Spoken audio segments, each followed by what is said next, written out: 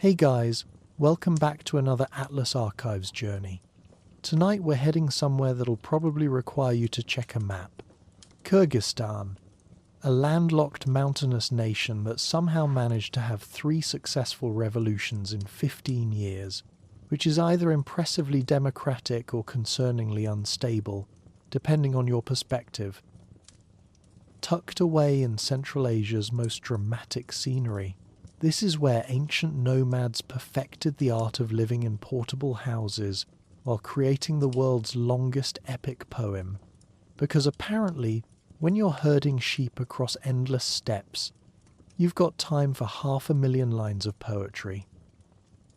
We'll explore how a nation of horse-riding nomads survived Mongol conquest, Soviet transformation, and independence chaos while keeping their yurts, their epic stories, and their remarkably persistent tradition of overthrowing presidents who overstay their welcome. This one's got everything. Mountain lakes that never freeze, golden eagles that hunt with humans, and political drama that would make a soap opera writer jealous. Quick favour, if you're finding these deep dives as fascinating as I do, hit subscribe now. Seriously, it takes 2 seconds and ensures you won't miss when we dive into countries you've definitely never heard of. So grab your favourite bedtime drink, maybe Google where Kyrgyzstan actually is, and let's begin our journey through the land of celestial mountains. Chapter 1: Land of the Celestial Mountains, Geography and Natural Wonders. Nestled in the heart of Central Asia like a jewel in a crown of ancient trade routes, Kyrgyzstan covers roughly 199,000 square kilometers, about the size of Nebraska, if Nebraska had been designed by someone with an unhealthy obsession with mountains. This landlocked nation sits strategically at the crossroads of civilizations, bordered by Kazakhstan to the north, China to the east, Tajikistan to the south, and Uzbekistan to the west. It's the kind of place where you can literally stand at a border marker and wave to 4 different countries, though I wouldn't recommend trying this without proper documentation. Here's where Kyrgyzstan gets genuinely extraordinary. This is a country that took one look at the concept of sea level and decided it wanted absolutely nothing to do with it. An astounding 94% of Kyrgyzstan sits at least 1,000 meters above sea level, with an average elevation of 2,750 meters. The entire country exists in what most places would consider the thin air zone, where tourists need a few days just to catch their breath. It's as if the land itself decided to reach for the heavens, and then just kept going.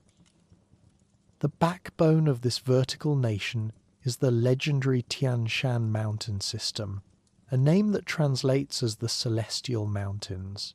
Now, I realize that sounds like something you'd name a meditation retreat, but these mountains earn their celestial reputation honestly. The Tian Shan doesn't just dominate Kyrgyzstan's landscape, it essentially is the landscape, covering about 65% of the national territory with its maze of peaks, valleys, and glaciers. The crown jewels of these celestial heights are peaks that would make Himalayan mountaineers jealous. The highest point in Kyrgyzstan is Gengish Chokusu, also known as Peak Pobeda or Victory Peak. At 7,439 meters above sea level, this giant literally scrapes the sky. It remained largely unexplored for centuries, hidden behind other mountain ranges like the ultimate geographical shy person at a party. The peak wasn't even properly surveyed until 1943, which gives you some idea of just how remote and imposing this landscape really is.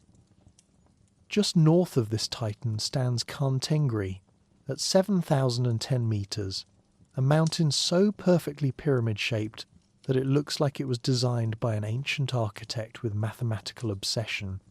Local legends call it the Lord of the Spirits, and frankly, spending a few minutes staring at photographs of this peak, I can understand why.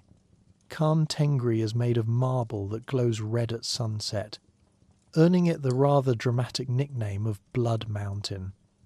It's the kind of place where you half expect to encounter either enlightenment or a dragon. These two magnificent peaks are separated by the South Inalchek Glacier, which at 60 kilometers long is the sixth longest glacier outside the polar regions. Picture a river of ice longer than the entire width of some countries, flowing between two of the most spectacular mountains on Earth. Base camps for climbing expeditions are established on this glacier at around 4,000 meters elevation, which means the starting point for these climbs is already higher than most mountains in North America. But Kyrgyzstan's geographical treasures extend far beyond these towering peaks. This is a land blessed with an extraordinary abundance of lakes, nearly 2,000 of them scattered across the landscape like sapphires dropped by some careless giant. Most of these alpine lakes sit at elevations between 3,000 and 4,000 meters, existing in a realm of thin air and intense sunlight, where the water takes on colors that seem almost supernatural. The undisputed queen of these lakes is Issyk-Kul, whose name translates as hot lake, though before you pack your swimsuit, let me explain what this means in Kyrgyz terms. Located at 1,607 meters above sea level, Issyk-Kul stretches for 182 kilometers from east to west and up to 60 kilometers from north to south. With a surface area of over 6,000 square kilometers, it's the second largest mountain lake in the world after Titicaca. What makes Issyk-Kul truly remarkable isn't just its size, but its peculiar thermal properties. Despite sitting at an altitude where you'd expect everything to freeze for half the year, this lake never freezes. Not even when temperatures plummet to minus 30 degrees Celsius in the surrounding valleys. The lake maintains this liquid state thanks to its impressive depth, reaching 668 meters at its deepest point, and its slightly saline nature. It's like having a massive natural hot tub in the middle of a mountain wilderness, albeit one where the scenery is absolutely unparalleled. The lake is cradled between two spectacular mountain ranges, the Tursky Alatau to the south, meaning shady mountains, and the Kungi Alatau to the north, the sunny mountains. These names accurately describe the different microclimates on each side of the lake. The southern shores receive more precipitation and are greener, while the northern shores are drier but sunnier. It's geographical asymmetry that creates its own weather patterns. Around 118 rivers and streams flow into Issyk-Kul, but here's the fascinating part. Nothing flows out. The lake is what hydrologists call endorheic, meaning it has no outlets to other bodies of water. All the water that enters either evaporates or seeps underground into mysterious channels. It's a geographical magic trick that keeps the lake's mineral content perfectly balanced and gives it properties that locals have valued for health and healing for centuries.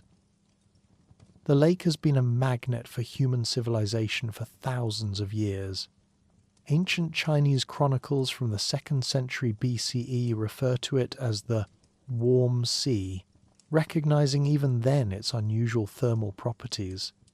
The Silk Road passed along its shores, bringing traders who marveled at finding such a massive body of water at such impossible heights. Modern archaeology suggests that several ancient settlements now lie beneath the waters, submerged by earthquake activity over the centuries. It's a lake with secrets, hiding pieces of human history like a liquid museum. Beyond Issyk-Kul, other remarkable lakes showcase the country's geographical diversity. Songkhul, sitting at over 3,000 meters elevation, serves as a summer grazing ground for nomadic herders who bring their flocks up from the lower valleys. In summer, it becomes the center of a temporary city of yurts as families practice the ancient rhythm of moving livestock to high pastures when the snow melts.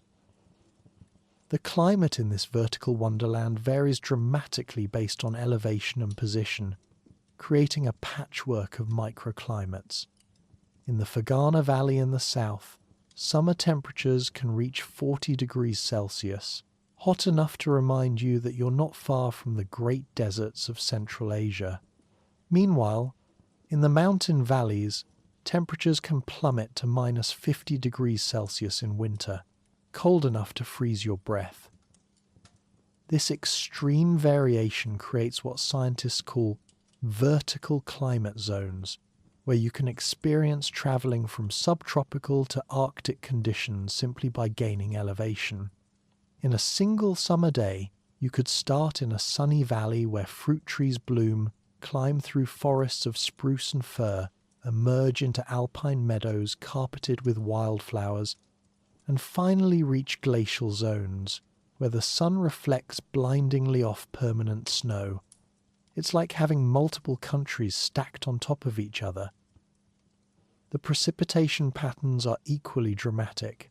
The western mountains can receive up to 2,000 millimeters of rain and snow per year, more than London gets, while some areas near Issyk-Kul receive as little as 100 millimeters annually, making them technically desert despite being surrounded by snow-capped peaks. It's a land where you might need both sunscreen and snow boots on the same day. Kyrgyzstan's geographical position makes it vulnerable to what scientists diplomatically call natural events. The country sits astride several major geological fault lines, making earthquakes a regular part of life. In August 1992, a severe earthquake left thousands homeless in Jalalabad. The combination of steep slopes and intense weather also makes the country prone to avalanches and mudslides. There are villages where residents have learned to read the mountain weather like sailors read the sea. Yet for all its potential hazards, this is also a land of extraordinary natural resources. Kyrgyzstan sits atop significant deposits of gold, rare earth metals, coal, petroleum, and natural gas. The country has abundant hydropower potential. All those mountains and glaciers create enough flowing water to power much of Central Asia, if properly harnessed. Perhaps most remarkably, tucked away in the southern Jalalabad region, Kyrgyzstan is home to the world's largest natural walnut forest. The Arslan Bob forest contains enormous genetic variety and is believed to be the ancestral home of most walnut varieties found around the world. It's the kind of place where you realize that this seemingly remote mountain country has been quietly nurturing biological treasures that have spread across the globe. The biodiversity reflects Kyrgyzstan's position at the crossroads of different ecological zones. The Tian Shan contains about 4,000 different plant species, of which 1,400 are endemic. These mountains harbour everything from brown bears and lynx in the forest zones to the extremely rare snow leopard and Marco Polo sheep in the high alpine regions. Issyk-Kul alone hosts around 70,000 wintering waterfowl each year. As we explore this remarkable land, it's worth remembering that Kyrgyzstan represents something increasingly rare, a place where geography still dictates the rhythm of human life. The mountains don't just provide a scenic backdrop, they determine where people can live, how they travel, what they grow, and even how they think about time and space. The vertical landscape means neighbours might live just kilometres apart but in completely different climatic zones. In the valleys, you'll find agricultural communities growing familiar crops. Climb a few hundred metres, and you enter the realm of herders following ancient patterns of transhumance, moving their flocks seasonally between elevation zones. Climb higher still, and you reach a world of glaciers that remains largely unchanged since the last ice age, where only mountaineers and scientists test themselves against the most challenging terrain on Earth. This geographical complexity has created a nation that exists in multiple dimensions, not just latitude and longitude, but elevation, season, and aspect. Understanding Kyrgyzstan means understanding this is a three-dimensional country where a map showing only roads tells you almost nothing about the reality of life here. The phrase, "just over the next mountain," might describe a journey requiring days and crossing climate zones normally separated by thousands of kilometers. As we prepare to delve deeper into the human story of this extraordinary landscape, remember that everything we'll discuss, the nomadic traditions, the Silk Road connections, the Soviet transformations, the modern challenges, all of it has been shaped by these towering peaks, deep valleys, and impossible lakes. The Tian Shan didn't just witness Kyrgyzstan's history, they created the stage upon which that history had to unfold. Next chapter, we'll explore how the first peoples to call this mountainous land home adapted to its challenges and created civilizations that would connect east and west across the ancient Silk Road.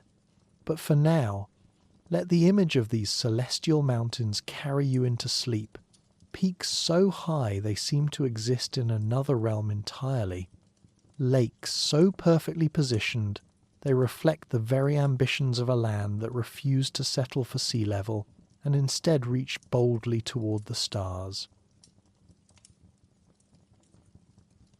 Chapter 2: Nomads of the Silk Road, Ancient Origins to Medieval Times.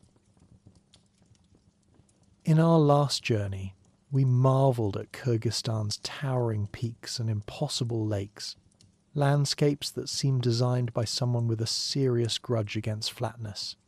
Tonight, we turn from the geological stage to the human drama that has unfolded upon it, a story of horsemen and traders, warriors and scholars, nomads who turned the harsh realities of mountain life into the greatest commercial network the ancient world had ever seen. The human story of Kyrgyzstan begins long before ancient history would even make sense. Archaeological evidence suggests continuous habitation since the Stone Age, but it was during the Bronze Age, around 2000 BCE, that the region began developing the distinctive nomadic culture still visible today. These early inhabitants left behind burial mounds called kurgans, essentially ancient hills with a purpose, scattered across the landscape like monuments to forgotten kings. Opening one of these kurgans is like unwrapping a 3,000-year-old time capsule, revealing not just human remains but entire lifestyles, weapons, jewellery, horse gear, and evidence of people already obsessed with mobility and livestock.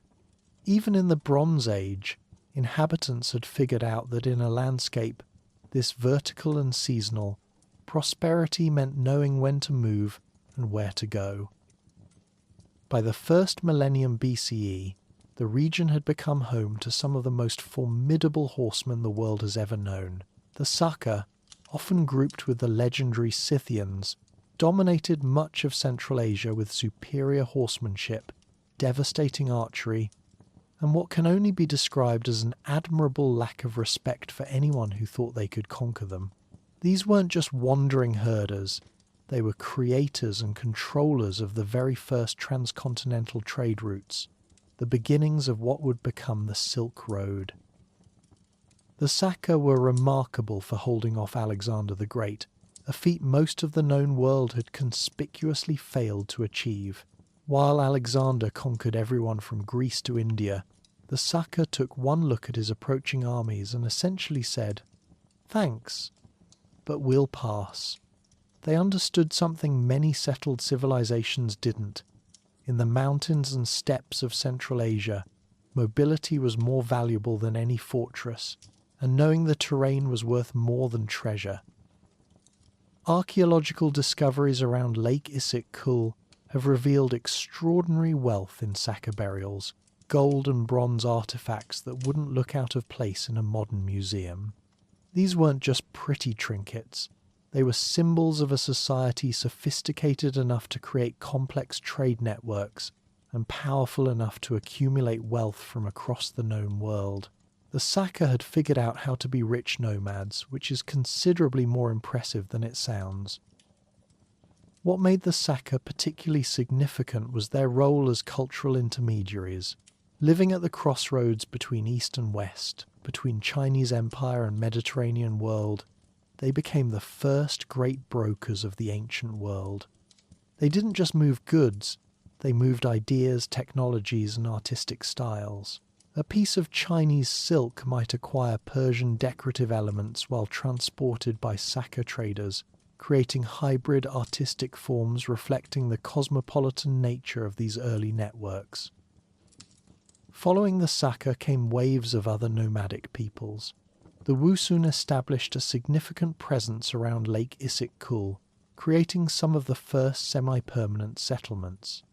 Unlike pure nomads who moved constantly, the Wusun practiced seasonal migration, taking advantage of different ecological zones while maintaining base camps near the lake. It was an early example of the adaptive flexibility that would characterize successful Central Asian societies for centuries. By the 6th century CE, the region had become part of the vast Turkic Khaganates.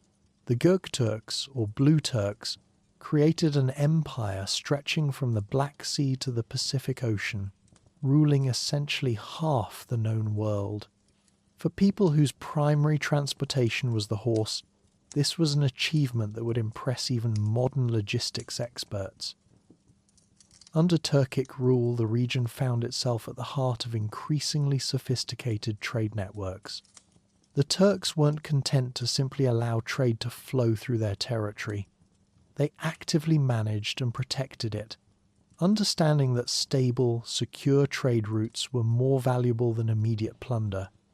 They established way stations, negotiated treaties, and created diplomatic and military infrastructure that made long-distance commerce not just possible but profitable.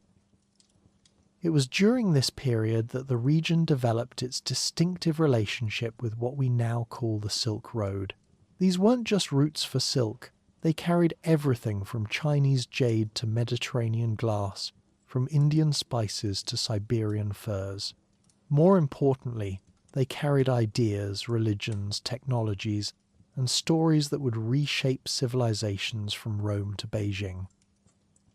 3 main branches of these trade routes passed through what is now Kyrgyzstan. The northern route skirted the Tian Shan edge, passing through areas near modern Bishkek. The central route cut directly through the mountains, using high passes that required careful timing. Winter crossings were suicide missions, but rewards for successful summer caravans were enormous. The southern route wound through the Fergana Valley across Pamiralai passes, offering access to lucrative markets but demanding payment in altitude sickness and avalanche threats. The key to understanding these routes is recognizing they weren't just about getting from point A to point B.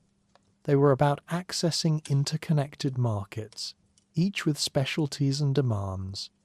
A trader might start in Kashgar with Chinese goods, stop in the Fergana Valley for renowned horses, cross into modern Kyrgyzstan for precious stones and metals, continue to Samarkand for Persian luxuries, and finally reach European markets with cargo representing the best of 2 continents. The people along these routes weren't passive observers but active participants providing essential services. They served as guides knowing mountain passes, guards protecting caravans from bandits, and suppliers providing fresh horses, food, and shelter. Most importantly, they were intermediaries understanding languages, customs, and currencies of multiple civilizations. By the 9th and 10th centuries, a new power emerged that would fundamentally transform the region: the Karakhanid Khanate. The Karakhanids represent one of the most fascinating examples of cultural synthesis in medieval Central Asia.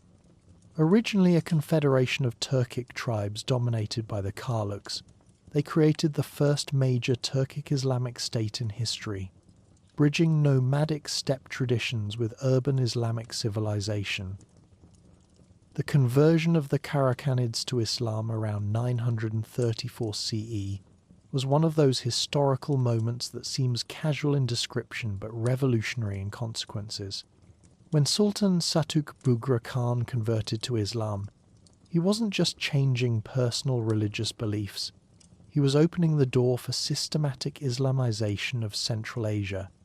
By 960, an estimated 200,000 families under Karakhanid rule had converted, representing a demographic shift of staggering proportions.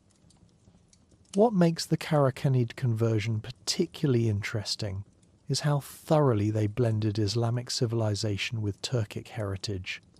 They adopted Arabic script for writing Turkic languages, built madrasas alongside traditional winter camps, and created court culture simultaneously deeply Islamic and unmistakably nomadic.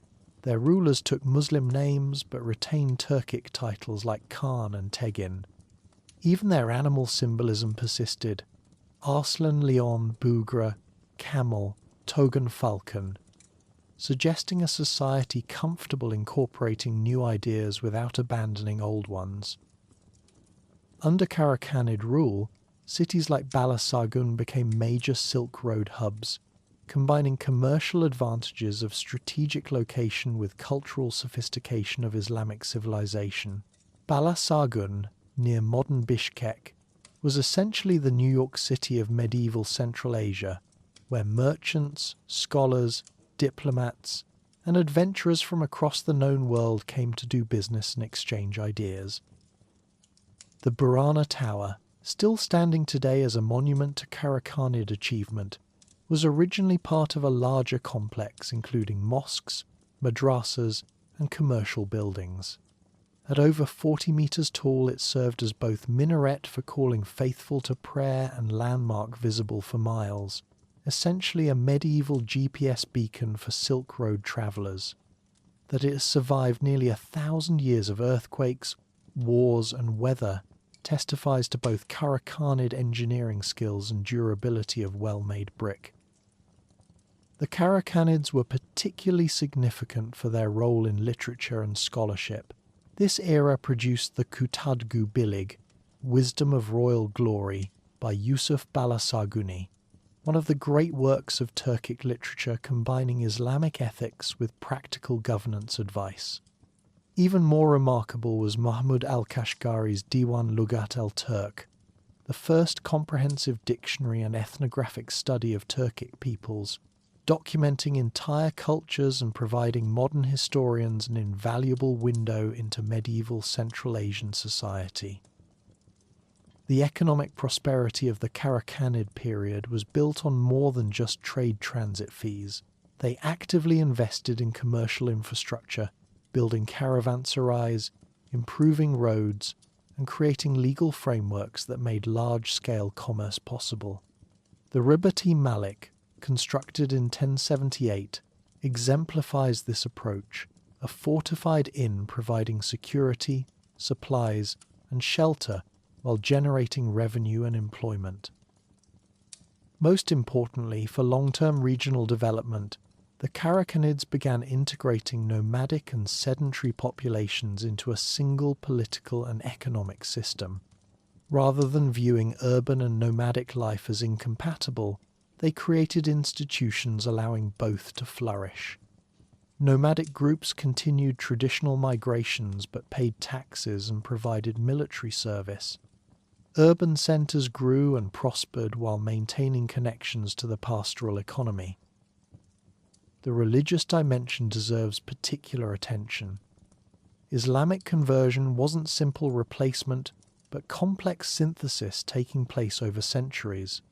Pre-Islamic beliefs were reinterpreted through Islamic lens or incorporated into Sufi mystical traditions, particularly suited to nomadic lifestyles. Sufi orders organized around spiritual masters echoed traditional nomadic social structures, while Sufi practices resonated with shamanic traditions. Archaeological evidence reveals a society of remarkable cultural confidence. Karakhanid ceramics, metalwork, and architectural decoration show influences from across the Islamic world while maintaining distinctive Central Asian characteristics. Even their coins reveal sophisticated understanding of symbolic communication and monetary policy, simultaneously declaring Islamic faith, proclaiming dynastic legitimacy, and facilitating international commerce.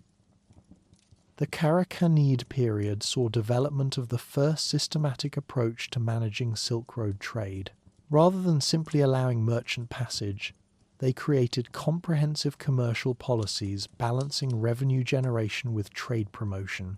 They standardized weights, measures, and currencies, established diplomatic relations with distant kingdoms, and invested trade profits in infrastructure, making future commerce more profitable and secure. By the 12th century, the Karakhanid Khanate had become one of the major powers of the Islamic world, maintaining diplomatic relations with the Abbasid Caliphate, Byzantine Empire, and Song dynasty China. For a state emerging from nomadic tribal confederations just 3 centuries earlier, this achievement spoke to both Central Asian political adaptability and economic possibilities created by controlling transcontinental trade routes. As we prepare to explore the dramatic changes that would transform this world in the 13th century, it's worth appreciating what the ancestors of modern Kyrgyzstan had accomplished by the medieval period. They had created societies simultaneously local and cosmopolitan, traditional and innovative, martial and commercial. They had figured out how to extract prosperity from challenging geography while maintaining cultural traditions that gave meaning and identity to their lives.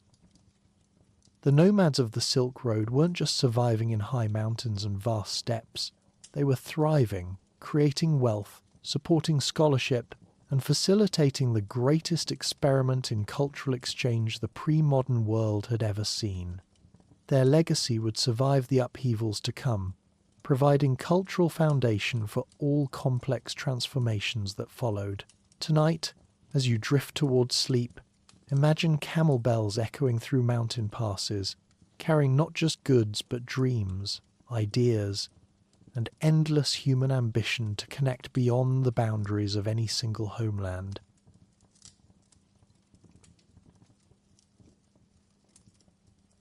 Chapter 3: Between Empires, Mongol Rule to Russian Conquest. In our previous journey through medieval Kyrgyz history, we witnessed the remarkable flowering of the Karakhanid Khanate, a civilization blending nomadic traditions with Islamic urban culture, while becoming wealthy beyond most medieval rulers' dreams.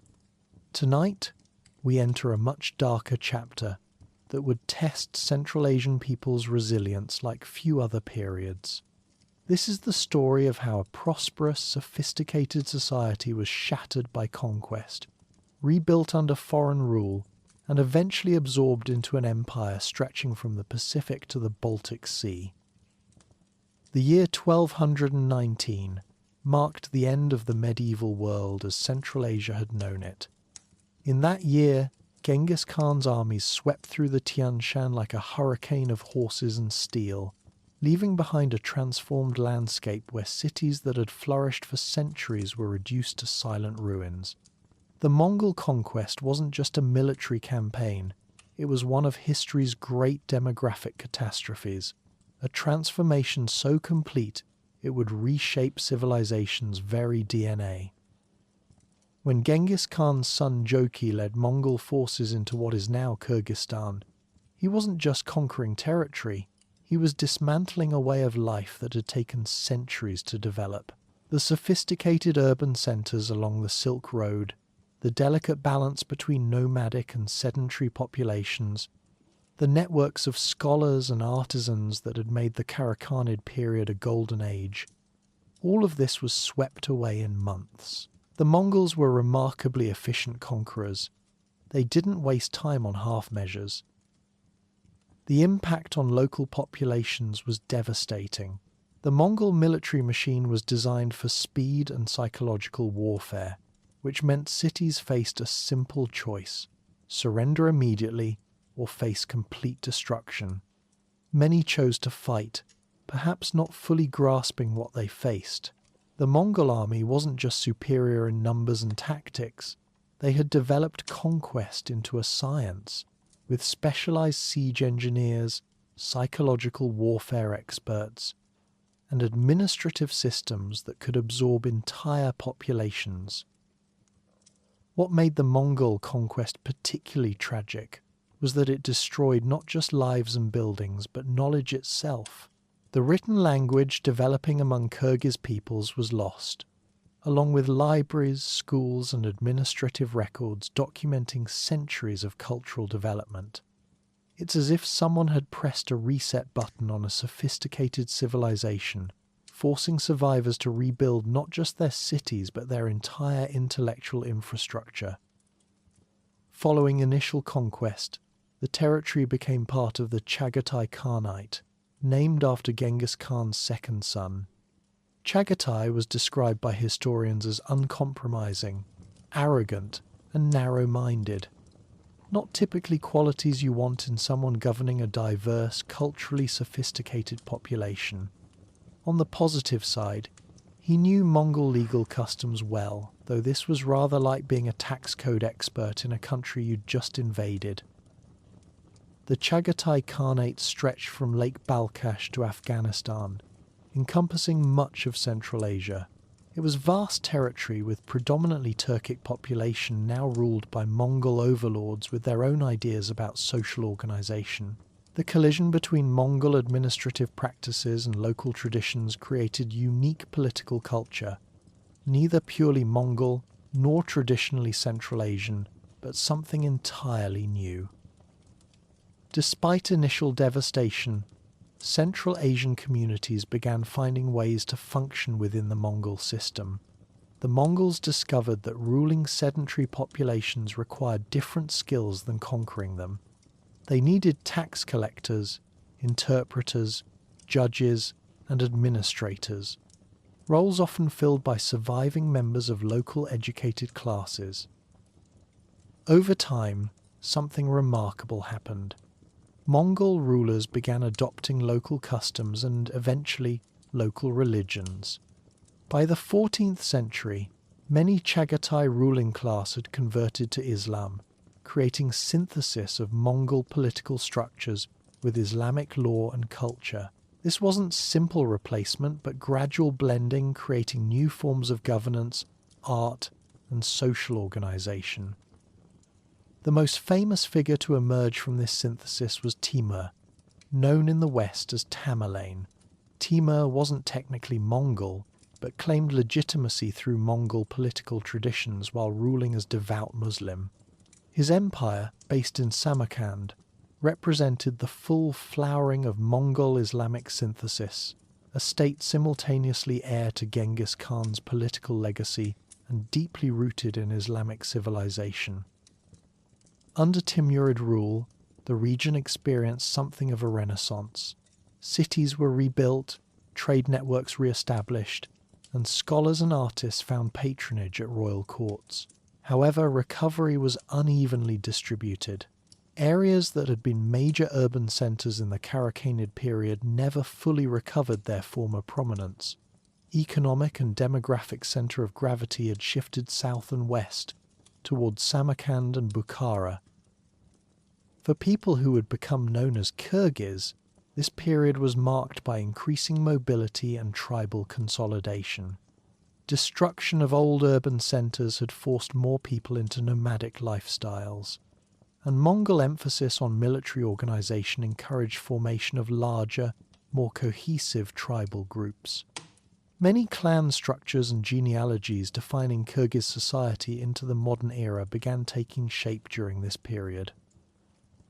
The 15th century saw emergence of the Kyrgyz Khanate, though this was less unified state than loose confederation of tribes recognizing common leadership in certain circumstances. The first significant leader we can identify is Ahmed Khan, who managed the difficult task of uniting various Kyrgyz groups while maintaining some independence from larger regional powers. This independence was constantly under threat. The 16th and 17th centuries saw Kyrgyz caught between multiple expanding empires. From the east came pressure from the Dzungar Khanate, a confederation of Oirat Mongols with imperial ambitions. from south and west came various Uzbek Khanates, including rising Kokand. From the north, Russian influence began making itself felt, though direct political control was centuries away. The Dzungar period deserves particular attention as one of Central Asian history's great what-if moments. The Dzungars were the last great nomadic empire, controlling vast territory from western Mongolia to the Caspian Sea edges. They were technologically sophisticated, politically organized, militarily formidable, essentially the Mongol Empire updated for the early modern period. Kyrgyz resistance to Dzungar rule was fierce and prolonged, lasting from mid-17th to mid-18th century. This wasn't just political struggle but fight for cultural survival. The Dzungars practiced Tibetan Buddhism and had their own ideas about nomadic society organization. Their defeat of local resistance often involved forced relocations, breaking traditional clan structures, and imposing unfamiliar administrative systems. Dzungar power ended not from internal rebellion but external conquest. In the 1750s, China's Qing dynasty launched genocidal campaign against Dzungars that effectively exterminated them as political force. This created power vacuum filled by various competitors, including the expanding Russian Empire and Uzbek Khanate of Kokand. Kokand's rise as dominant regional power marked a new chapter in Kyrgyz history. The Kokand Khanate, based in Fergana Valley, represented another attempt to create unified Central Asian state, this time under Uzbek leadership with Islamic legitimacy. For the Kyrgyz, this meant exchanging one form of foreign rule for another, though Kokand rule proved more systematic and intensive than what came before. Kokand's approach to governing Kyrgyz territories was relatively sophisticated. Rather than attempting direct administration of nomadic populations, they established networks of fortified towns, places like Pishpek, modern Bishkek, and Tokmok, serving as bases for tax collection, military recruitment, and commercial regulation. It was a system acknowledging realities of governing nomadic populations while extracting revenue and maintaining political control. The economic impact was significant. The Khanate invested heavily in irrigation infrastructure, transforming seasonal pastures into year-round agricultural land. They standardized weights, measures, and currencies, making trade more efficient.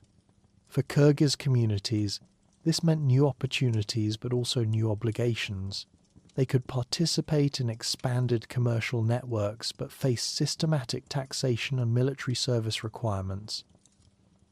By mid-19th century, Kokand faced the same problem plaguing Central Asian states for centuries: arrival of a technologically superior outside power. The Russian Empire, having completed Siberian conquest and established control over Kazakh steppes, was looking south toward wealthy oasis cities. What followed was one of modern history's most systematic conquests. Russian conquest was remarkable for its methodical precision. Unlike sudden, devastating Mongol campaigns, Russian expansion proceeded step by step, consolidating each advance before moving to the next objective. They built railways to move supplies, established telegraphs for communication, and developed administrative systems governing diverse populations across enormous distances. The military campaign was relatively brief but decisive. In 1865, Russian forces under General Chernyayev captured Tashkent, key to controlling northern Central Asia. By 1868, they had taken Samarkand and reduced Bukhara to a protectorate. Kokand found itself squeezed between Russian territory and protectorates. Resistance was valiant, but ultimately futile against an empire drawing resources from across Eurasia. The final conquest of Kokand in 1876 marked the end of independent Central Asian political development for over a century. Former Khanate territories were incorporated into Russian Turkestan general governorship, becoming Fergana and Semirakensk provinces.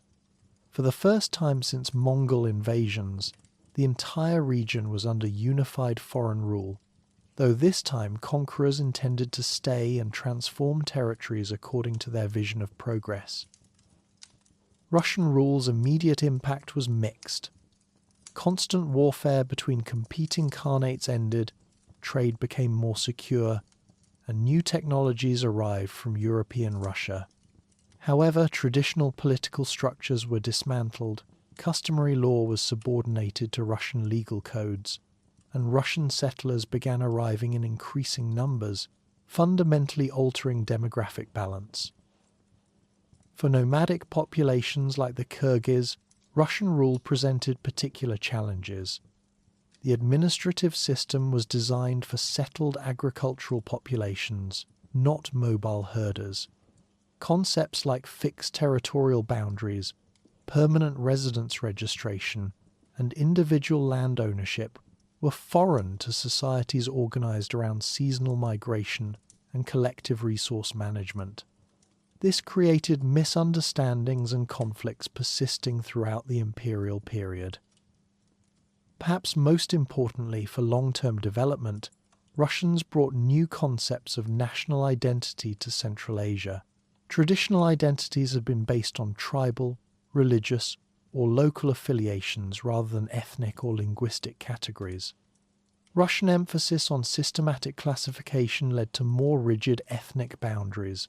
People previously identifying as Muslims, nomads, or tribal members began being categorized as Kyrgyz, Uzbek, Kazakh, or Tajik. The process wasn't without resistance. The 1898 Fergana Valley Uprising demonstrated deep dissatisfaction with foreign rule. While the massive 1916 rebellion showed resistance could still mobilize across ethnic and regional lines. However, these uprisings also demonstrated the futility of opposing a modern state with traditional military organization. By 1876, the Kyrgyz people had survived Mongol devastation, Timurid reconstruction, Dzungar oppression, Kokand systematization, and Russian modernization. They had maintained their language, oral traditions, pastoral economy, and sense of collective identity through all these transformations. This resilience would be crucial for even more dramatic changes ahead in the 20th century. The stage was now set for traditional Central Asian society's final transformation. The Russian Revolution of 1917 would bring yet another foreign ideology and administrative system, one proving even more ambitious and thorough than anything before. But that is tomorrow's story. Tonight, as you drift towards sleep, imagine horses crossing endless steppes, carrying news of distant empires, bearing warriors and merchants, scholars and refugees, all part of the great human tide that shaped this remarkable land's high valleys and mountain passes.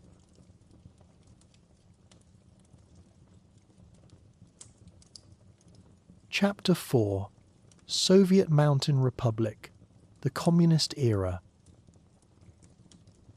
As we closed our previous chapter with the Russian conquest of 1876, we witnessed the end of independent Central Asian political development for over a century. Tonight, we enter perhaps the most transformative period in Kyrgyz history, an era when a remote mountain republic became part of the world's largest socialist experiment. This is the story of how a society organized around nomadic traditions and Islamic customs was reshaped by revolutionary ideology, industrial ambition, and totalitarian control. It's a tale of remarkable achievements and terrible costs, of modernization and cultural destruction, of heroes and victims caught in the machinery of utopian dreams. The Bolshevik Revolution of 1917 reached what would become Soviet Kyrgyzstan, not as spontaneous uprising, but as distant thunderclap that would gradually reshape everything. Unlike in Moscow or Petrograd, where revolutionary fervour had been building for decades. In Central Asian mountains, the change came imposed from outside, another foreign ideology carried by conquerors promising equality, progress, and brotherhood rather than mere subjugation. Initial years following revolution were chaotic and violent. The Russian Civil War swept through Central Asia like prairie fire, with white forces, red armies, and local resistance groups fighting for control. In what would become Kyrgyzstan, conflict took on particular complexity because it wasn't just about competing Russian political factions. It was about whether Central Asian peoples would accept revolutionary transformation or resist in favour of traditional ways. The creation of the Kyrgyz Autonomous Soviet Socialist Republic in 1926 marked a crucial turning point. For the first time in centuries, there was a political entity specifically representing Kyrgyz people, though this identity was largely defined by Soviet bureaucrats rather than emerging organically. The new republic initially encompassed territory roughly corresponding to modern Kyrgyzstan, though boundaries would be redrawn multiple times as Stalin's administrators experimented with ethnic classification approaches. Early Soviet period was characterized by indigenization, policies promoting local languages, cultures, and leadership, while integrating these into the broader Soviet system. This wasn't tokenism. Bolsheviks genuinely believed socialism could be built through confederation of equal nations. In practice, this meant developing Kyrgyz language education, promoting cultural expression, and elevating local leaders to Republican government positions. Among the most significant figures of this period were the 5 men later designated by modern politicians as the founding fathers of Kyrgyz statehood: Jusup Abdrakhmanov, Ishenali Arabayev, Imanali Aidarbekov, Abdikadir Orozbekov, and Abdikarim Sidikov. These were remarkable individuals who navigated the complex transition from traditional society to revolutionary modernity. Abdrakhmanov served as the territory's de facto prime minister during the crucial formative years of the 1920s and early 30s. Arabayev founded the first Kyrgyz language newspaper and pioneered educational initiatives that would transform literacy rates across the republic. Their stories illustrate both the opportunities and the ultimate tragic fate that awaited many who tried to bridge the gap between old and new worlds. The elevation of Kyrgyzstan to full republic status within the Soviet Union in 1936 was both a recognition of political maturity and a sign of darker developments ahead. By this time, Stalin had consolidated his power and was launching the massive social engineering projects that would define his era. Forced collectivization of agriculture, rapid industrialization, and the systematic elimination of anyone who might oppose his vision of socialist development. For Kyrgyzstan, this meant the end of the relatively tolerant early Soviet period and the beginning of one of the most traumatic decades in the region's history. The collectivization campaign was particularly devastating because it struck at nomadic culture's heart. For centuries, Kyrgyz society had been organized around seasonal migration patterns, with families moving livestock between summer mountain pastures and winter valley camps. This system was supremely adapted to Central Asian environment, utilizing resources efficiently while maintaining social cohesion through extended kinship networks. Stalin's agricultural policies demanded complete abandonment of this lifestyle. Nomadic herders were forced to settle in permanent collective farms called kolkhozes, where their animals became state property and movements were controlled by centralized planning. The transition was brutal and deadly. Many families, faced with surrendering herds to the state or watching confiscation anyway, chose to slaughter animals rather than hand them over.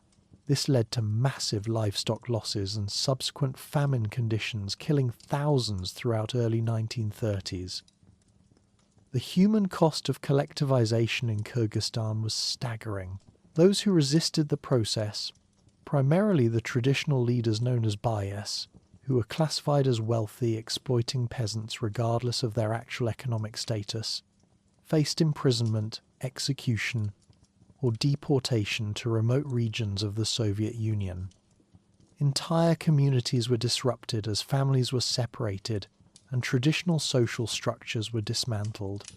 By the mid-1930s, the pastoral nomadic economy that had sustained Kyrgyz civilization for over a millennium had been completely destroyed, replaced by a system of approximately 300,000 small, sedentary, collectivized livestock enterprises. Parallel to the agricultural revolution was an equally dramatic campaign of industrialization. Soviet planners viewed Kyrgyzstan's abundant hydroelectric potential and mineral resources as crucial to their vision of a modern socialist economy.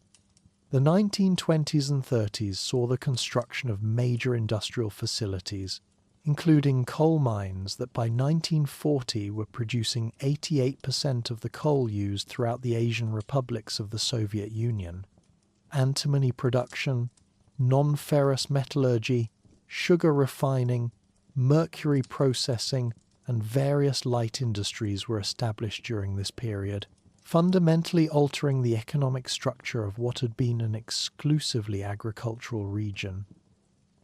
The creation of an industrial base required not just factories and infrastructure, but also a workforce capable of operating modern machinery and managing complex production processes. This led to massive educational initiatives designed to transform a largely illiterate nomadic population into skilled industrial workers and technical specialists. Schools were built in every district, literacy campaigns were launched in remote villages, and promising young Kyrgyz were sent to technical institutes and universities throughout the Soviet Union to acquire advanced training.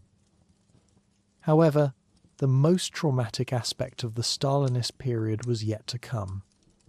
The Great Terror of 1936 to 1938 reached Kyrgyzstan with devastating effect, destroying virtually the entire academic and creative intelligentsia and imprisoning or executing almost all of the republic's Muslim clerics. 4 of the 5 founding fathers of Kyrgyz statehood perished during these purges, victims of Stalin's paranoid campaign to eliminate anyone who might pose a threat to his absolute control. The logic of the purges in Kyrgyzstan, as elsewhere in the Soviet Union, was both systematic and insane. Anyone with connections to the pre-revolutionary period, anyone who had travelled abroad, anyone who demonstrated independent thinking, anyone who commanded respect among local populations, all were potentially dangerous, and therefore subject to arrest, torture, forced confession, and execution. The fact that many of these individuals had been loyal Bolsheviks who had risked their lives to establish Soviet power made no difference. In Stalin's worldview, past service was less important than present submission. One of the most devastating aspects of the purges was the systematic destruction of cultural heritage. Soviet authorities launched a campaign to destroy all books and manuscripts written in Arabic script, viewing them as symbols of backward Islamic influence that had no place in a modern socialist society. This cultural vandalism eliminated centuries of accumulated knowledge, literature, and historical records, severing the connection between contemporary Kyrgyzstan and its pre-Soviet past in ways that persist to this day. The human toll of this period cannot be precisely calculated, but historians estimate that tens of thousands of Kyrgyz perished during the collectivization campaigns and purges of the 1930s. What makes this tragedy particularly poignant is that many of the victims were precisely the individuals who had been working to create a modern Kyrgyz national identity within the Soviet framework. Educators, writers, political leaders, and cultural activists who had embraced the revolutionary promise of equality and progress. The late 1930s brought a different kind of challenge as international tensions escalated toward World War. Kyrgyzstan's remote location, far from potential invasion routes, made it an ideal location for relocating strategic industries and populations threatened by advancing German forces. Beginning in 1941, dozens of key factories and military-related industrial plants were evacuated from western regions of the Soviet Union and relocated to cities like Bishkek, then called Frunze and Tokmok. This wartime industrialization transformed Kyrgyzstan's economy and society in ways that persist to this day. The influx of sophisticated manufacturing facilities, along with the skilled workers and engineers needed to operate them, created the foundation for a modern industrial base that would make Kyrgyzstan one of the most economically developed regions of Central Asia. Machine building, metalworking, and precision manufacturing industries established during the war years became the backbone of the republic's economy for decades to come. The war also brought massive demographic changes as displaced populations sought refuge in Central Asia. Over 20,000 Russian, Polish, and Ukrainian Jews fled to Kyrgyzstan, including entire cultural institutions like the Jewish Theatre Company of Warsaw. Ethnic Germans, deported en masse from the Volga region, were resettled in Kyrgyzstan, establishing communities persisting for decades. The war's human cost for Kyrgyzstan was enormous despite distance from main combat theatres. 70,000 Kyrgyz soldiers died fighting from Leningrad to Stalingrad, while 50,000 civilians perished from war-related causes including famine and disease. This represented approximately 8% of the entire population, devastating loss shared by communities throughout the Soviet Union. War years revealed complexities of Soviet nationality policies. While official propaganda emphasized patriotic unity, reality was complicated. Many Kyrgyz men required forced draft, reflecting memories of anti-Russian revolt of 1916 when Central Asians resisted World War I conscription. Grain and livestock requisitioning led to famine conditions, killing thousands recently adapted to sedentary life. The post-war period brought both recovery and continued transformation. Stalin's death in 1953 marked the beginning of a more moderate phase of Soviet development, though the basic structures of the planned economy and one-party state remained unchanged. Under leaders like Nikita Khrushchev and later Leonid Brezhnev, Kyrgyzstan experienced steady economic growth and rising living standards, along with expanded access to education, healthcare, and consumer goods. The 1950s and 60s saw the gradual ascension of Kyrgyz politicians to high-level positions within the Republican government, establishing patterns of local patronage and clan-based politics that would persist long after the collapse of the Soviet Union. This period also witnessed significant investments in infrastructure development, including the construction of roads, schools, and airstrips that connected remote mountain communities to the broader Soviet economy for the first time in history. Perhaps most importantly, the post-Stalin era allowed for a partial rehabilitation of Kyrgyz culture and identity within the Soviet framework. While Islam remained officially discouraged and sometimes persecuted, traditional arts, literature, and customs were gradually permitted to flourish again, albeit in forms deemed compatible with socialist ideology. The Epic of Manas, the great oral tradition that had preserved Kyrgyz historical memory for centuries, was studied and celebrated by Soviet scholars, though certain episodes deemed unsuitable were quietly edited or omitted. The later Soviet period saw environmental challenges that would plague Kyrgyzstan for decades. Mining and heavy industry expansion, combined with intensive agricultural development in fragile mountain ecosystems, created pollution problems becoming increasingly apparent during 70s and 80s. Lake Issyk-Kul was used for testing naval weapons, while uranium mining created long-term contamination issues.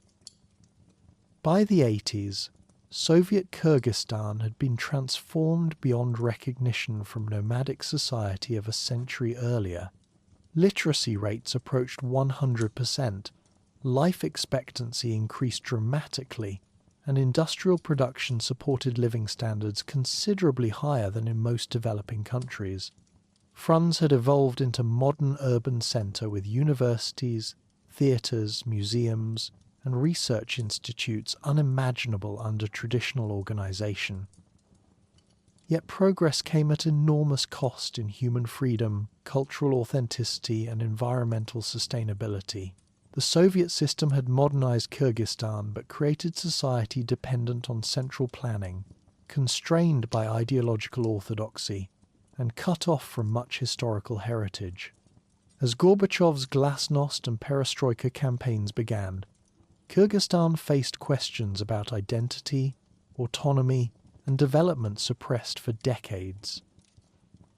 The Soviet period's legacy remains complex and contested. It brought undeniable benefits: universal literacy, modern healthcare, industrial development, and incorporation into global networks. But it also destroyed traditional social structures, eliminated religious and cultural practices, and created economic dependencies proving difficult to overcome in the post-Soviet era. As we prepare for tomorrow's exploration of independence, it's worth reflecting on human community resilience facing radical transformation.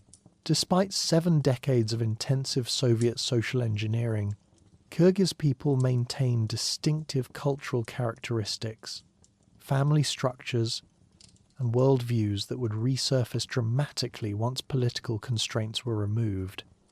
The mountains that had shaped nomadic civilization for millennia would prove stronger than ideological forces attempting to reshape them, setting the stage for another chapter in this remarkable nation's continuing story of adaptation and survival.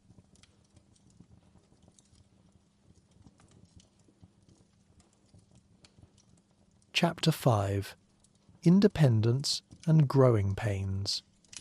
Modern Kyrgyzstan. As we concluded our exploration of the Soviet era, we witnessed a society transformed beyond recognition, a nomadic civilization that had been modernized through massive industrial projects, educational campaigns, and social engineering. Tonight we enter the final phase of our historical journey, the story of how this mountain republic has navigated the treacherous waters of independence, democracy, and nation-building. It's a tale of remarkable achievements and repeated setbacks, of hope and disillusionment, of a young country learning to stand on its own in a complex and often hostile world. The collapse of the Soviet Union in 1991 found Kyrgyzstan in an unusual position among Central Asian republics. While other regional leaders either supported the August coup attempt against Mikhail Gorbachev or waited cautiously, Kyrgyzstan's president Askar Akayev immediately condemned the plot and began preparing resistance. This decisive action, though ultimately unnecessary when the coup collapsed, established Akayev's reputation as principled democrat and gained enormous respect among his people and world leaders. The path to independence was complex and reluctant. As late as March 1991, 88.7% of voters approved a referendum to preserve the Soviet Union as renewed federation. This overwhelming support reflected practical concerns about economic viability and security rather than nostalgic attachment to communist ideology. Kyrgyzstan was economically integrated into Soviet production chains, dependent on Moscow for energy and industrial inputs. Nevertheless, when the failed coup made continued union impossible, Kyrgyzstan moved swiftly toward independence. On August 31st, 1991, the Supreme Soviet declared independence, making Kyrgyzstan the first Central Asian republic to take this step. The decision was both pragmatic and principled. Pragmatic because the Soviet system was collapsing, principled because it represented commitment to democratic governance rather than authoritarian control. Askar Akayev, who had been elected president by the legislature in October 1990, was uniquely positioned to lead this transition. Unlike other Central Asian leaders, he came from an academic background rather than the Communist Party apparatus. A physicist by training and president of the Kyrgyz Academy of Sciences, Akayev represented a new type of leader, educated, reform-minded, and committed to democratic principles. His victory over the Moscow-appointed Communist Party chief Absamat Masalayev in the 1990 presidential election had already demonstrated that Kyrgyzstan was willing to chart a different course from its neighbours. In October 1991, running unopposed in the Republic's first direct presidential election, Akayev received 95% of the vote. His early presidency was marked by ambitious reforms designed to transform Kyrgyzstan into a modern democratic state with a market economy. The Communist Party was disbanded, its property nationalized, and a multi-party system established. New laws on privatization were quickly enacted, aimed at converting state enterprises into private businesses and creating the foundation for capitalist development. The early 1990s seemed to validate Western hopes that Kyrgyzstan might become Central Asia's first genuine democracy. International observers praised progress on human rights, press freedom, and political pluralism.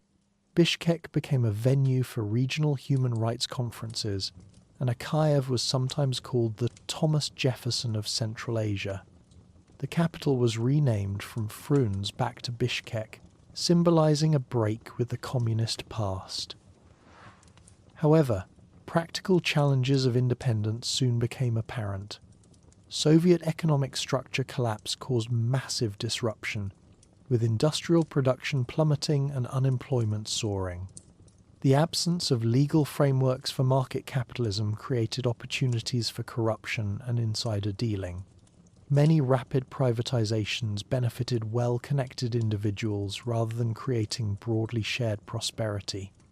By mid-90s, disillusionment with reform was widespread, and Akayev increasingly resorted to authoritarian measures. Demographic challenges were particularly acute. The country had minority Russian population of 22%, and their accelerated emigration threatened the technological base. Ethnic Germans, deported to Kyrgyzstan during World War II, also began leaving as Germany offered repatriation.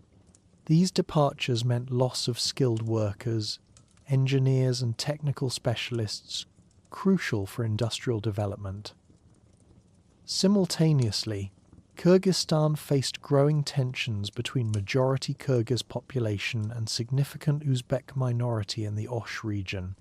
Competition for scarce agricultural land in the Fergana Valley, combined with political manipulation of ethnic identities, created recurring friction that would periodically explode into violence. Legal and political systems increasingly prioritized Kyrgyz language and culture, alienating minorities. By late 90s, it was clear Akayev's democratic experiment was failing. Constitutional referendums in 96 and 98 extended presidential powers and weakened parliamentary oversight. Opposition politicians faced harassment, independent media were closed, and civil society organizations operated under increasing restrictions.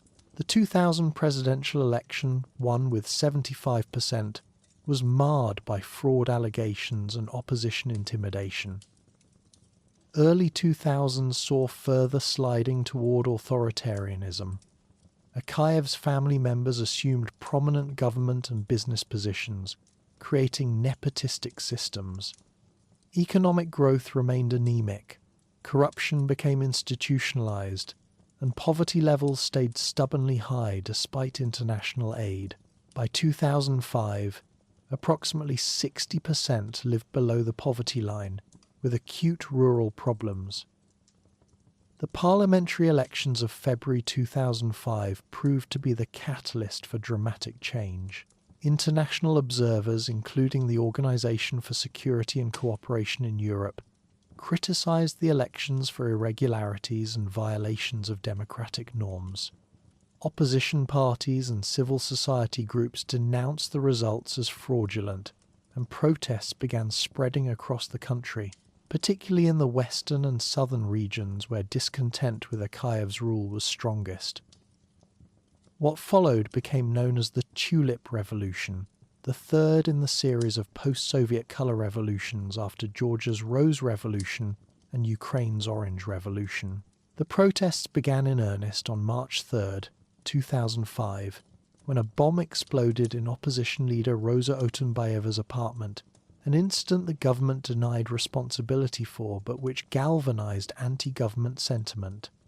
By March 10th, major opposition figures like Kurmanbek Bakiev were joining protesters outside parliament buildings in Bishkek. The revolution unfolded with remarkable speed.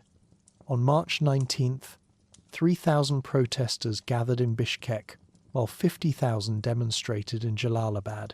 By March 20th, protesters had occupied government buildings in all major southern cities. Despite the scale of popular mobilization, Akayev initially refused to negotiate, apparently believing he could weather the crisis as he had previous challenges to his authority. The climax came on March 24, 2005, when protesters stormed government buildings in Bishkek and Akayev fled with his family, first to Kazakhstan and then to Russia, where Vladimir Putin offered him political asylum. The speed of the collapse surprised many observers.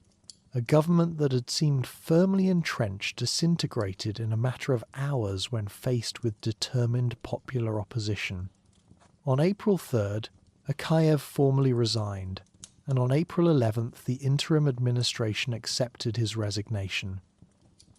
The Tulip Revolution brought Kurmanbek Bakiev to power as interim president, and he was subsequently elected in July 2005 with widespread popular support. Initially, there was considerable optimism that Bakiev would restore democratic governance and tackle the corruption that had characterized the later Akayev years.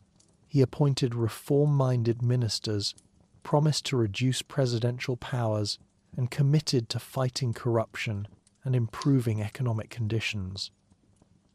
However, Bakiev's presidency soon revealed the same patterns that had undermined his predecessor.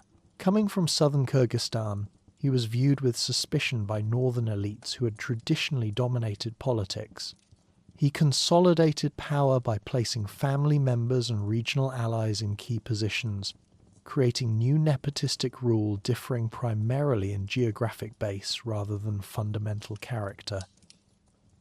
The promise of the Tulip Revolution was further tarnished by Bakiev's increasingly authoritarian governance style. Opposition media outlets were shut down, journalists faced harassment, and civil society organizations found activities restricted. Constitutional amendments in 2007 and 9 actually increased presidential powers rather than limiting them as promised during revolution. By late 2000s, international observers noted Kyrgyzstan had become more authoritarian under Bakiev than under Akayev.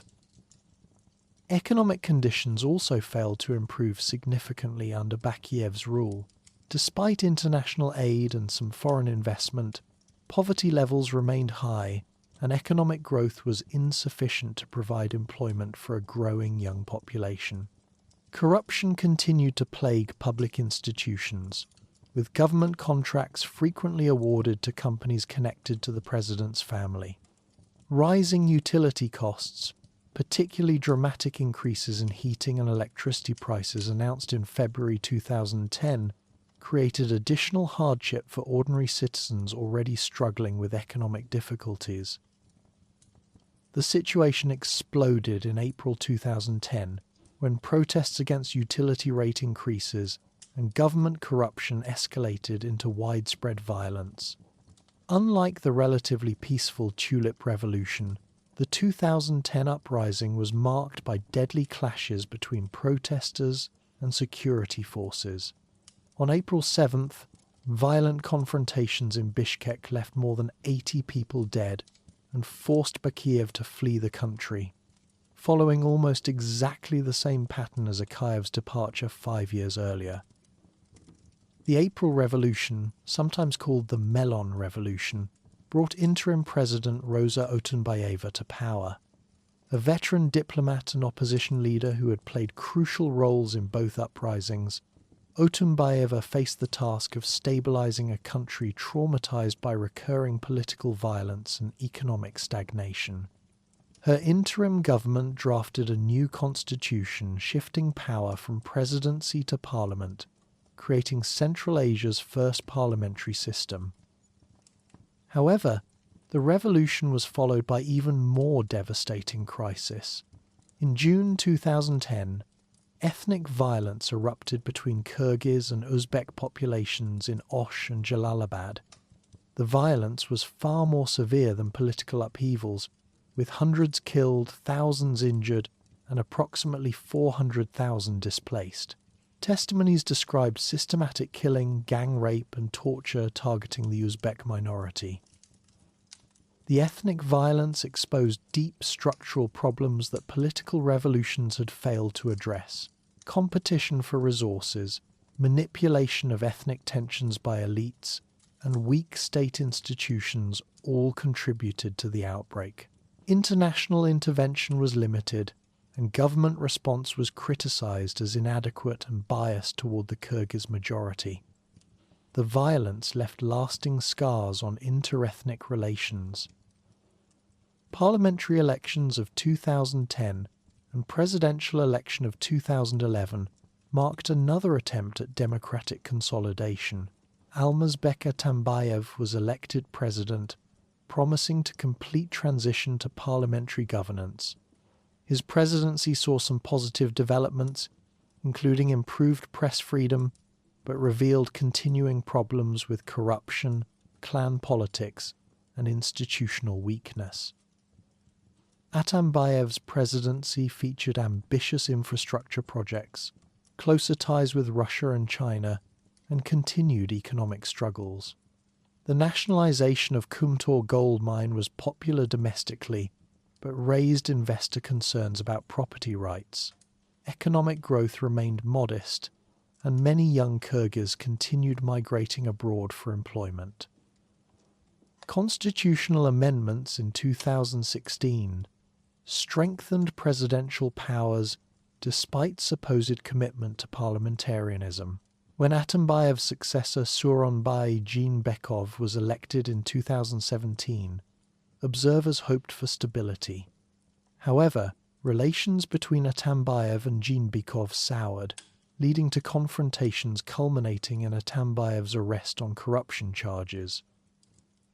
The pattern repeated in October 2020, when disputed parliamentary elections triggered another revolution.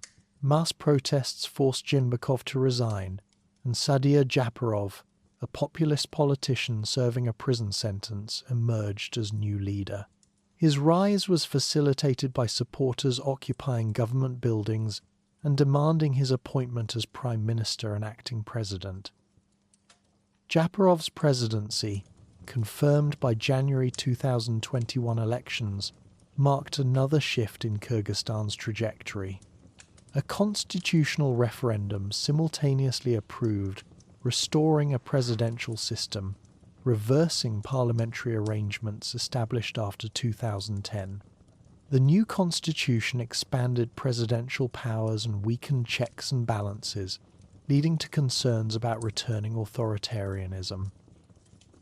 As we reach the present, Kyrgyzstan's post-independence journey reveals both promises and perils of democratic transition in Central Asia. The country has experienced 3 successful popular uprisings, removing authoritarian leaders unmatched by any other post-Soviet state.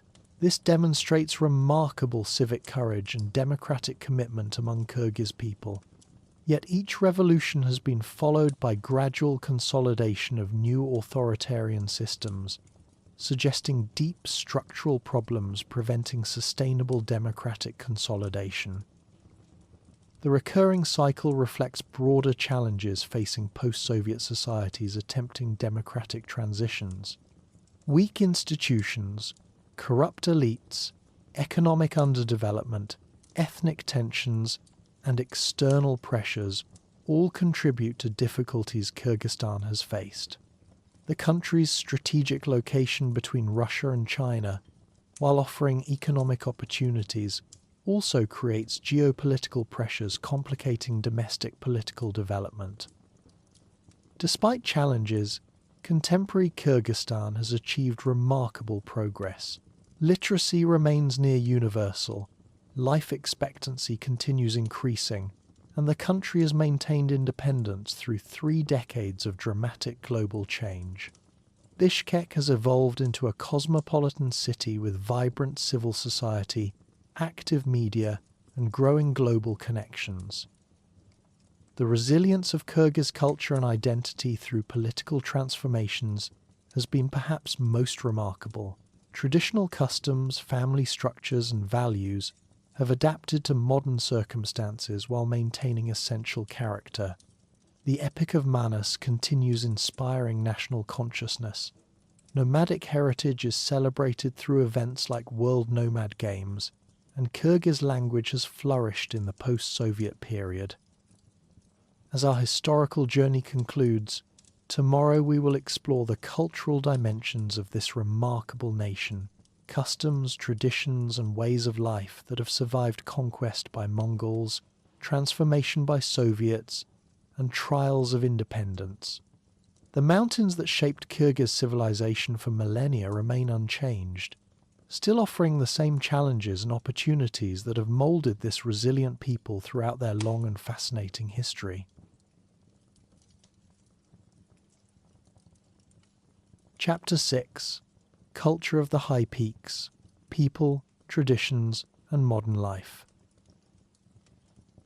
As we reach the conclusion of our journey through Kyrgyz history, from ancient nomadic tribes to modern democratic struggles, tonight we turn to the heart of what makes this nation truly remarkable. Its people, their enduring traditions, and the vibrant culture that has survived millennia of change. This is the story of how an ancient way of life continues to thrive in the 21st century, how traditional customs adapt to modern realities, and how the spirit of the steppes lives on in mountain villages, urban centres, and even in the diaspora communities scattered across the globe. At the centre of Kyrgyz culture stands the Epic of Manas, arguably the longest epic poem in the world and certainly one of the most significant cultural treasures of Central Asia. With close to 500,000 lines, 20 times longer than Homer's Odyssey, this magnificent oral tradition tells the story of Manas, a legendary warrior, along with adventures of his son and grandson.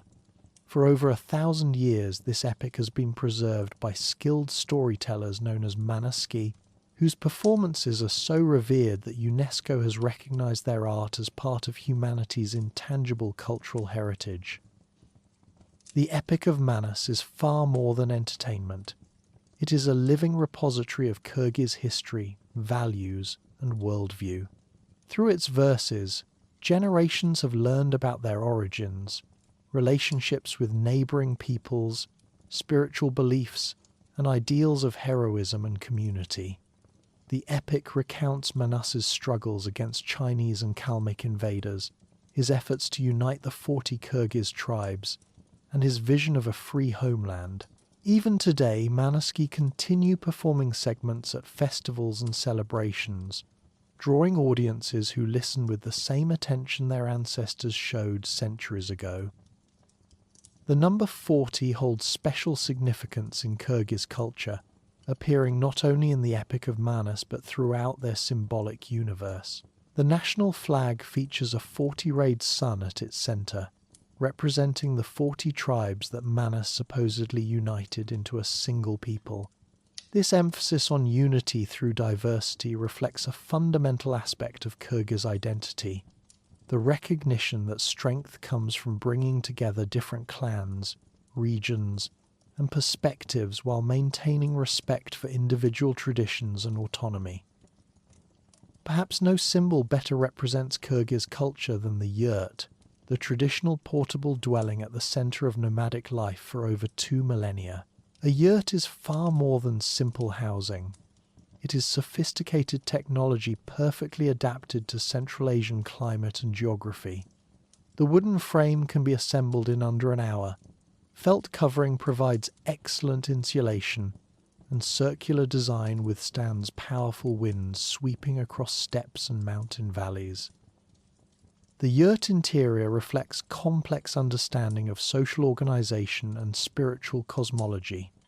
Space is divided into specific areas for men and women, guests and family, sleeping and cooking. The crown called the tunduk is so central to Kyrgyz identity that it appears on the national flag. Those red lines inside the 40-rayed sun represent the crossed wooden supports holding up every yurt roof. Even decorative elements have meaning. Intricate felt carpets called shirdaks and embroidered hangings called tushkais feature nature-inspired patterns connecting inhabitants to surrounding landscapes. Today, yurts continue to play vital roles in Kyrgyz life, though their uses have evolved with changing times. During summer months, many families still migrate to high mountain pastures called jaylus, where they live in yurts while tending their herds of sheep, horses, and yaks. These seasonal migrations, though smaller in scale than in past centuries, maintain connections to ancestral patterns of life and provide crucial income from livestock and dairy products. Tourist yurt camps have also become important sources of revenue, allowing visitors to experience traditional nomadic hospitality while contributing to rural economies. The horse occupies a position in Kyrgyz culture that is difficult for outsiders to fully comprehend. These animals are not merely transportation or livestock, they are partners, companions, and symbols of freedom, nobility, and connection to the natural world. Traditional Kyrgyz saying holds that a Kyrgyz without a horse is like a bird without wings, and this relationship permeates every aspect of cultural expression. The national epic describes Manas's relationship with his legendary horse Ak-Kula, whose intelligence, loyalty, and strength mirror the qualities most admired in Kyrgyz culture. Horse-related traditions remain vibrant in contemporary Kyrgyzstan. The World Nomad Games, held biennially in Kyrgyzstan, showcase traditional equestrian sports that date back centuries. Kokboru, sometimes called the national sport, involves teams of horsemen competing to carry a goat carcass across goals, a game requiring exceptional horsemanship, physical strength, and tactical coordination. Other traditional contests include Kizku, a playful chase game between young men and women on horseback, and horse racing across distances that can stretch for dozens of kilometers through challenging mountain terrain. The importance of horses extends into Kyrgyz cuisine and daily life. Kumiz, fermented mare's milk, is considered both a delicacy and a health tonic, rich in vitamins and probiotics. The preparation and consumption of kumais involves elaborate rituals and social customs that strengthen community bonds and celebrate seasonal transitions. Even horse meat, though not consumed as frequently as in past centuries, remains an important element in traditional feasts and ceremonial occasions. Kyrgyz traditional clothing reflects both the practical demands of nomadic life and the aesthetic sensibilities of a people who have always valued beauty alongside functionality. The iconic white felt hat known as the kalpak is perhaps the most recognizable element of traditional dress. Far more than a simple head covering, the kalpak carries deep symbolic meaning. Its 4 sides represent the 4 directions of the compass. Its white color symbolizes purity and wisdom, and its distinctive shape identifies the wearer as unmistakably Kyrgyz. Today, kalpaks are worn during cultural celebrations, official ceremonies, and by government officials as a symbol of national pride. Women's traditional clothing features intricate embroidery and decorative elements that tell stories about family history, regional identity, and personal achievements. The long coat, called a chapan, often decorated with elaborate patterns and sometimes lined with fur, provides warmth during harsh winters while displaying the artistic skills of its maker. Even contemporary Kyrgyz fashion often incorporates traditional motifs, colours and techniques, creating a distinctive style that honours the past while embracing modernity. Music and oral literature remain central to Kyrgyz cultural expression. The komuz, a three-stringed lute carved from apricot wood, is the national instrument and appears in virtually every traditional performance. Its sound, sometimes haunting, sometimes joyful, captures the emotional landscape of nomadic life, with its themes of separation and reunion, seasonal changes, and the eternal relationship between human communities and the natural world. Other traditional instruments include the kiel kayak, a two-stringed vertical fiddle played with a bow, and the temir komuz, a jaw harp that produces distinctive metallic tones. Traditional songs, known as jialu, often tell stories of love, heroism, and connection to the land. These are not merely entertainment, but vehicles for transmitting cultural knowledge, moral instruction, and historical memory. The tradition of akins, improvising poets who compose and perform verses spontaneously, continues to thrive, with modern performers adapting ancient techniques to comment on contemporary issues while maintaining the rhythmic and melodic structures that have defined Kyrgyz music for centuries. Contemporary Kyrgyzstan presents a fascinating blend of traditional culture and modern ambitions. The country remains predominantly rural, with approximately two-thirds living outside urban centres.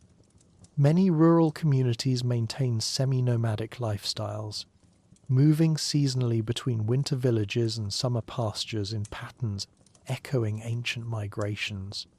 However, traditional life now coexists with modern technology. Herders carry mobile phones, solar panels, power remote yurts, and GPS devices help navigate vast mountain ranges.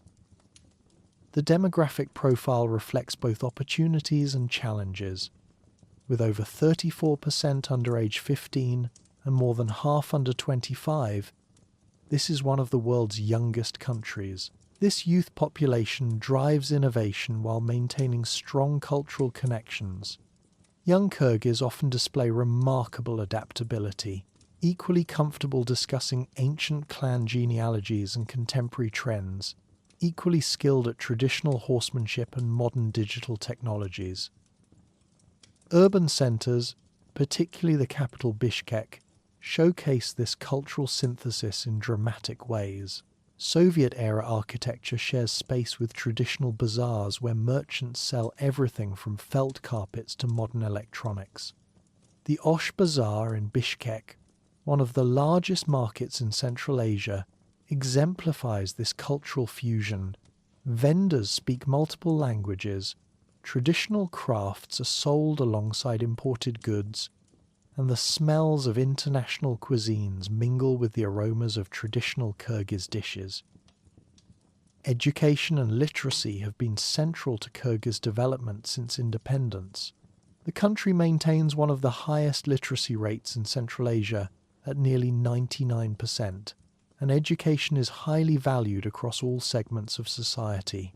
However, the education system faces the challenge of balancing international standards with cultural preservation.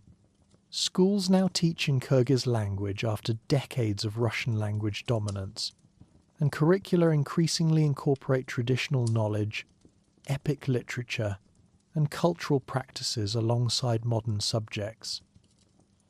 The revival of Islamic practice since independence has added another dimension to contemporary Kyrgyz culture. While Islam was suppressed during the Soviet period, it has experienced significant renewal over the past 3 decades. However, Kyrgyz Islam tends to be moderate and syncretistic, incorporating pre-Islamic traditions and practices that reflect the nomadic heritage. Many Kyrgyz approach religion as cultural identity rather than strict theological doctrine, attending mosque during major holidays, while also participating in traditional seasonal celebrations that predate Islamic influence. Women's roles in Kyrgyz society reflect both traditional patterns and modern aspirations.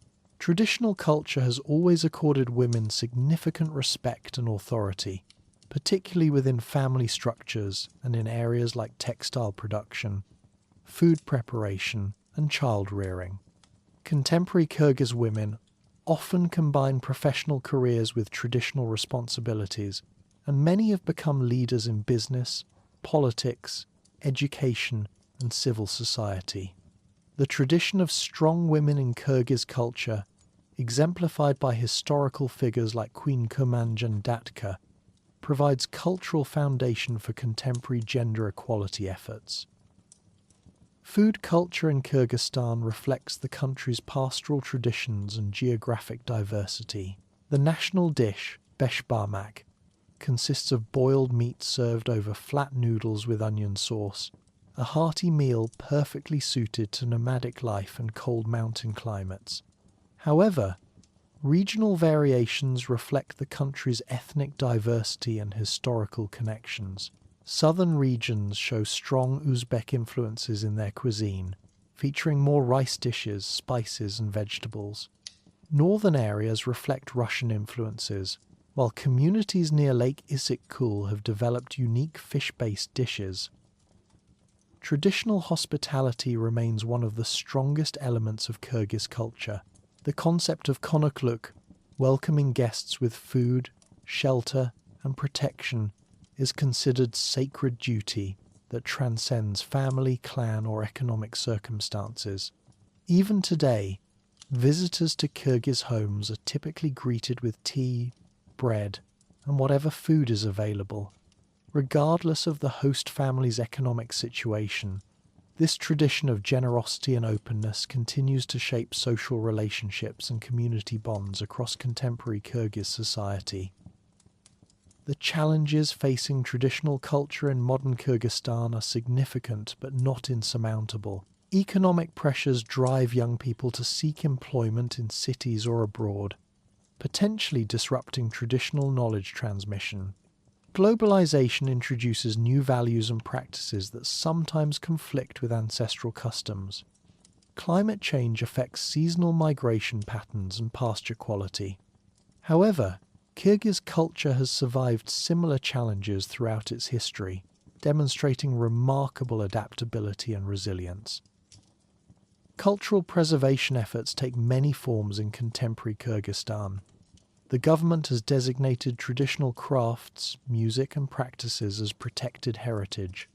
Cultural centers and museums work to document traditional knowledge. International recognition, such as UNESCO designation for Manaski performances, brings pride and resources. Most importantly, many Kyrgyz families consciously maintain traditional practices while embracing beneficial aspects of modernity. As our exploration concludes, what emerges most clearly is the extraordinary resilience of Kyrgyz culture.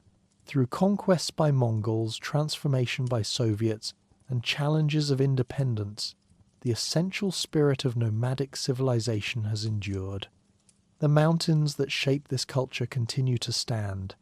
The steppes still call to those who understand their rhythms and values of hospitality, courage, and connection to the natural world remain as relevant today as 1,000 years ago.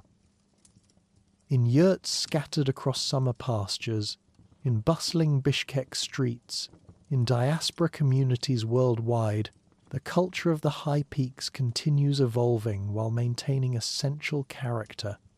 Young herders using GPS to navigate ancient routes, urban professionals returning to villages for celebrations, entrepreneurs building modern businesses based on traditional crafts, all represent the living synthesis of past and future, defining contemporary Kyrgyzstan.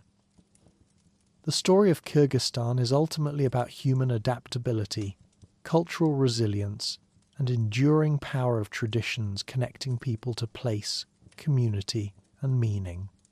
In a world dominated by homogenizing global forces, the survival and vitality of Kyrgyz culture offers hope that diversity, tradition, and local identity can thrive alongside progress and international integration. The mountains remain, the culture endures, and the story continues.